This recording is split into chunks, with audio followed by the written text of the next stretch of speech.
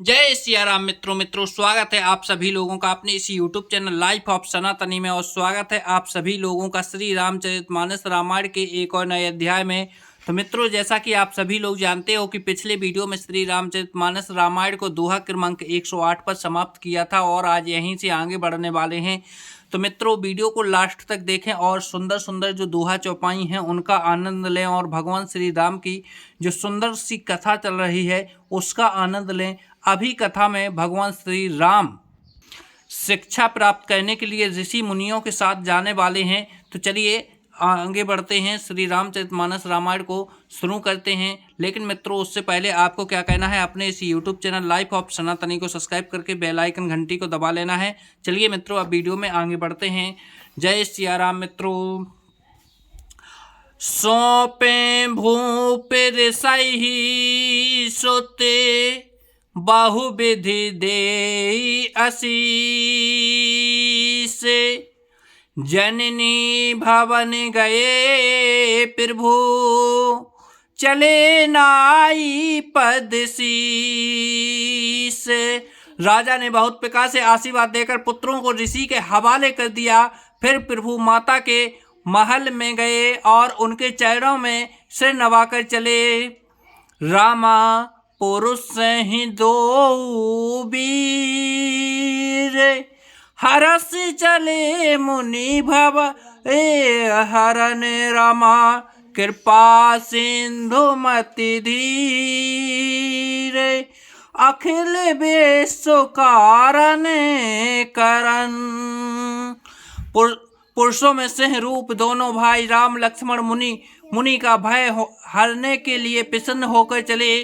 वे कृपा के समुद्र धीर बुद्ध और संपूर्ण विश्व के कारण के भी कारण हैं। अरुण नयन और बहु विशाला नील जलय तनु श्याम तमाला कठि पठ पीत कसे बर भाथा रुचिर चाप सायक दोहु हाथा। भगवान के लाल नेत्र हैं, चौड़ी छाती और विशाल भुजाएं हैं। नील कमल और तमाल के वृक्ष की तरह श्याम शरीर है। कमर में पीतांबर पहने और सुंदर तरकस कसे हुए। दोनों हाथों में क्रमशः सुंदर धनुष और बाण हैं। श्याम गौर सुंदर दो भाई विश्वामित्र महानिधि पाई।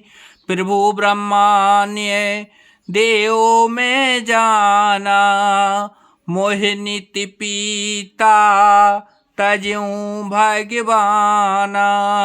श्याम और गौर वैर के दोनों भाई परम सुंदर और विश्वामित्र जी को महान निधि प्राप्त हो गई। वे सोचने लगे, हे मैं जान गया कि प्रभु ब्राह्मणों के भक्त हैं। मेरे लिए भगवान ने अपने पिता को भी छोड़ दिया। चले जाते मुनि दीन दिखाई सुन ताड़े का क्रोध कर धाई। एक कहीं बान प्राण हर लीना दीन जानते हैं निज पद दीना। मार्ग में चले जाते हुए मुनि ने ताड़का को दिखलाया। शब्द सुनते ही वह क्रोध करके दौड़ी। श्री राम जी ने एक ही बाण से उसके प्राण हर लिए और दीन जानकर उसको निज पद अपना दिव्य स्वरूप दिया। तब ऋषि निज ना थहि जिय चीन्ही विद्या निधि कहूँ विद्या दीन्ही। जाते लागे ना क्षुधा पिपासा अतुलित बल तनो तेज पिकासा। तब ऋषि विश्वामित्र ने प्रभु को मन में विधा का विद्या का भंडार समझते हुए भी लीला को पूर्ण करने के लिए ऐसी विद्या दी जिससे भूख प्यास न लगे और शरीर में अतुलित बल और तेज का प्रकाश हो। आयधु सर्वे समर्पी आयधु सर्वे समर्पिकै प्रभु निज आश्रम आन कंदे मूल फल भोजन दीन भगते हित जान। सब अस्त्र शस्त्र संपूर्ण करके समर्पण करके मुनि प्रभु श्री रामचंद्र जी को अपने आश्रम ले आए और उन्होंने परम हितु जानकर भक्ति पूर्वक कंद मूल और फल का भोजन कराया।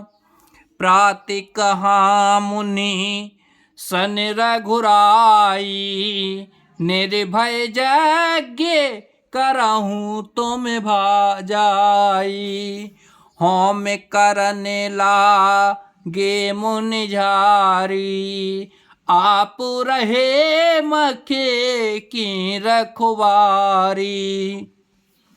सवेरे श्री रघुनाथ जी ने मुनि से कहा आप जाकर निर्णय होकर यज्ञ कीजिए। यह सुनकर सब मुनि हवन करने लगे। आप श्री राम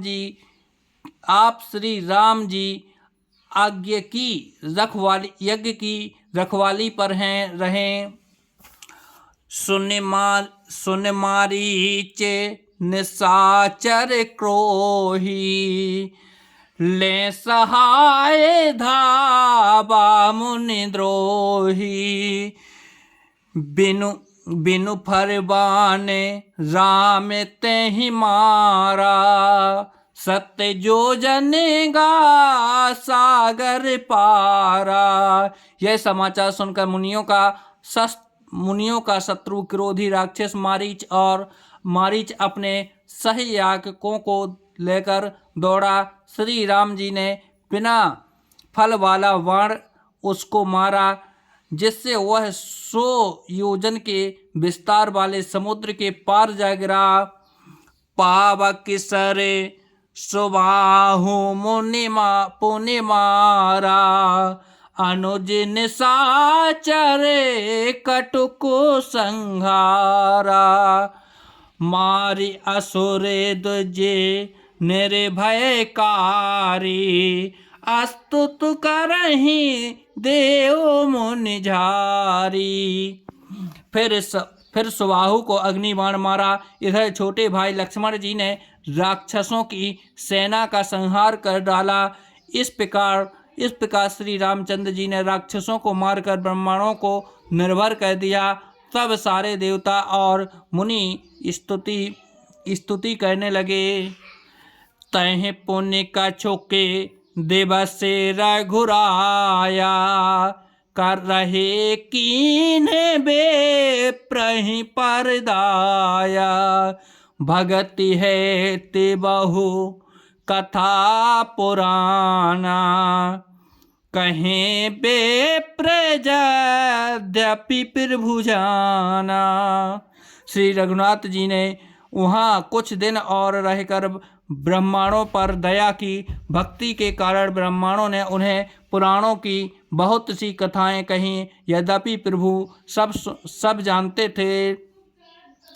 तभी मुनि सादर कहा बुझाई चरित एक प्रभु देखें जाई। धनुष यज्ञ सुने रघुकुल नाथा हारे से चले मुनि वर के साथा। तदंतर मुनि ने आदर पूर्वक समझा कर कहा है प्रभु चलकर एक चरित्र देखिए। रघुकुल के स्वामी श्री रामचंद्र जी धनुष यज्ञ की बात सुनकर मुनि श्रेष्ठ ऋषि मुनि विश्वामित्र जी के साथ प्रसन्न होकर चले।